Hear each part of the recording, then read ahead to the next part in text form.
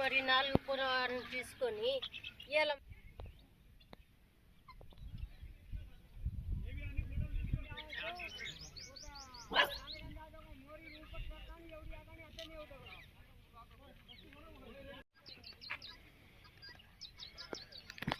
విషయంలో రాశాను ఏమున్నాడు ఎవరు టీఆర్పీ రేటింగ్ పెరుగుతుంది.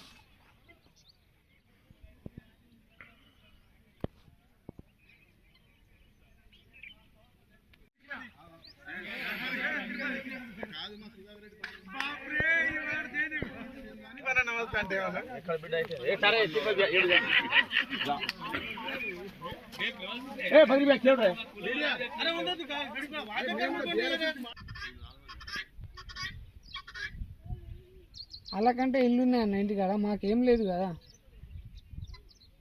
ఏదో వాళ్ళకే దేవుడా ఊరికి ఫోన్ చేసి అడిగే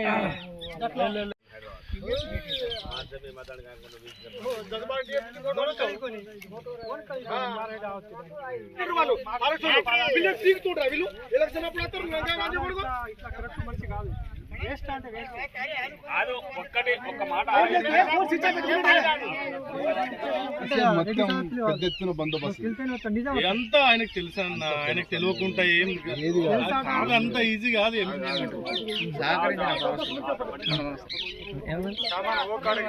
కారంపొడి వెళ్దాం అనుకున్నాం కానీ ఎందుకు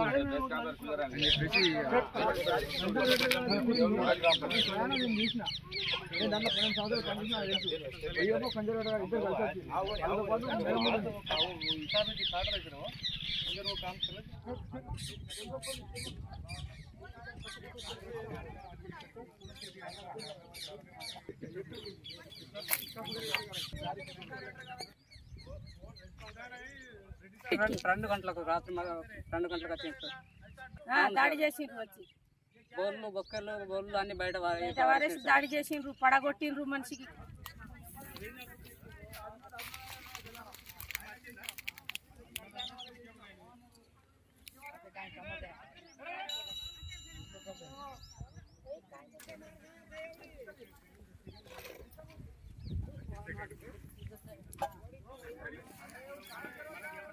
లాఠీ ఒక్కొక్కరి చేతిలో 2 లాఠీలు తెచ్చి కొట్టడానికి లేడీస్ ని తెచ్చిండ్రు.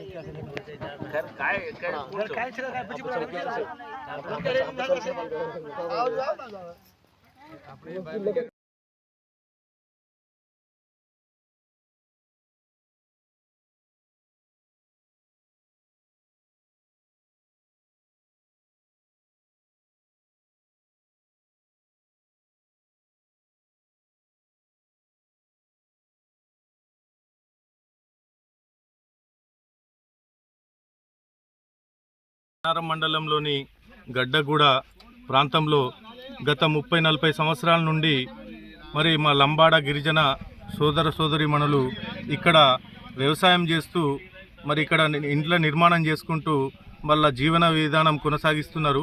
ఆ క్రమంలో మరి నిన్న అర్ధరాత్రి మరి ఫారెస్ట్ అధికారులు ఒక 150 నుంచి 200 మంది ఫారెస్ట్ అధికారులు మరి వీళ్ళపైన ఒక్కసారిగా అకస్మాత్తుగా దాడి చేసి జేసీబీలు రకరకాలమైనటువంటి వాహనాలు తీసుకొచ్చి దౌర్జన్యం చేసి వీళ్ళను నిర్బంధించి వీళ్ళ సెల్ ఫోన్లు కూడా గుంజుకొని మరి ఇక్కడ ఉన్నటువంటి మా గిరిజన మహిళలపైన దౌర్జన్యం చేసి వీళ్ళ భూములను వీళ్ళ ఇళ్లను మొత్తం కూలగొట్టేసి వాళ్ళని ఇబ్బందికి గురి చేసిన పద్ధతి ఇది కరెక్ట్ అయిన పద్ధతి కాదు.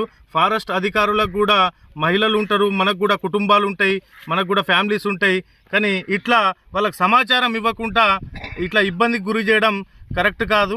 ఎందుకనంటే ఇక్కడ ఉన్నటువంటి స్థానిక ఎవరైతే ఇప్పుడు రేంజ్ ఆఫీసరు మరి వారికి ఇక్కడ మా జన్నారం ప్రాంత మహిళ ఆమె, మరి ఆమెకు ఖచ్చితంగా తెలుసు ఇక్కడ ఉన్న గిరిజనుల పట్ల అన్నిటి పట్ల, మరి ఇక్కడ పుట్టినటువంటి బిడ్డనే, మరి ఆమెకు అన్నీ తెలుసు. తెలిసి కూడా ఆమె ఈ రకంగా దౌర్జన్యం చేసి గిరిజనుల పైన ఇట్లా ఇబ్బందులకు భయభ్రాంతులకు గురి చేస్తే మరి వీళ్ళు ఎక్కడికి వెళ్ళాలి? 30-40 సంవత్సరాల నుంచి వెళ్ళి ఇక్కడ వాళ్ళు ఈ భూమిని నమ్ముకొని ఉన్నారు.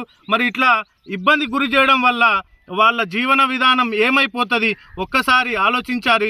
మరి ఇక్కడ మరి ఎమ్మెల్యే గారు ఖచ్చితంగా దీనిపైన స్పందించాలి, వీళ్లకు న్యాయం చేయాలి. లేకపోతే ఖచ్చితంగా గిరిజన సంఘాల తరపున, భారతీయ జనతా పార్టీ తరపున ఖచ్చితంగా మేము పోరాటం చేయడానికి ముందంజలో ఉంటాం. వీళ్లకు న్యాయం చేసే వరకు మేము విడిచిపెట్టమని ఈ సందర్భంగా మేము తెలియజేస్తూ వీళ్ళందరికీ న్యాయం జరిగేలాగా మేము 96 నుంచి ఇక్కడ పోడు భూములుగా జంగలు కొట్టుకొని పోడు సాగు చేస్తున్నాం. అందులో మధ్యన 2003 నుంచి మాకు 2 సంవత్సరాలు ప్రాబ్లం చేసిండ్రు. ఫారెస్ట్ వాళ్ళు ఇండ్లు బీకుడు చేసిండ్రు. ఆ తర్వాత మేము స్థానికంగా ఇక్కడ ఉండి మేము అప్పటి నుంచి మేము పోడు వ్యవసాయం చేసుకుంటున్నాం. ఇప్పుడు పంటలు వేసినామన్నా దీని మీదనే ఆధారపడి బతుకుతున్నాం.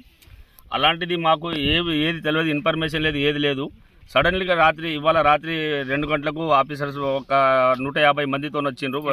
వ్యాన్లు, ట్రాక్టర్లు తీసుకొచ్చి, జేసీబీలు తీసుకొచ్చి మా ఇండ్లన్నీ కూలగొట్టి ధ్వంసం చేసిండ్రు. అన్న ఎటు పెడితే అటు మమ్మల్ని గెంటేసుడు చేసిండ్రు. మా చిన్న పిల్లగాళ్ళని ఇంట్లో తీసుకుందామన్నా కానీ మమ్మల్ని ఇంట్లో పోనీదే లేదు.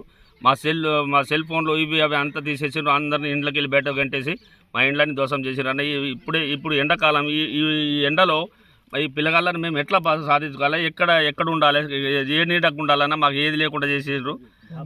మీడియా మిత్రులు మీరు దయచేసి మాకు ఏదైనా సహకారం చేయండి అని ఇది పై ఆఫీసర్ల దాకా. నమస్కారం, మాది లక్ష్మీపూర్ తండా. ఇక్కడ గడ్డంగూడెంలో మేము పోడు వ్యవసాయం చేసుకుంటున్నాం. గత 30 సంవత్సరాల నుంచి ఇదే విధంగా నడుస్తున్నాం. మేము ఫారెస్ట్ వాళ్ళు వచ్చుడు, గుడిసెలు మేము వేసిన గుడిసెలు పీకేసుడు యథావిధిగా నడుస్తూ ఉంది. ఇప్పుడు దాదాపు ఒక 10-15 సంవత్సరాల నుంచి మేము ఇక్కడ పోడు వ్యవసాయం చేసుకుని ఉంటున్నాం. ఇల్లు కట్టుకున్నాం. ఫారెస్ట్ వాళ్ళకు మాకు ఎలాంటి విభేదాలు లేవు. మేము మంచి అండర్స్టాండింగ్లో ఉన్నాం. మేము కల్టివేషన్లో ఉన్నాం.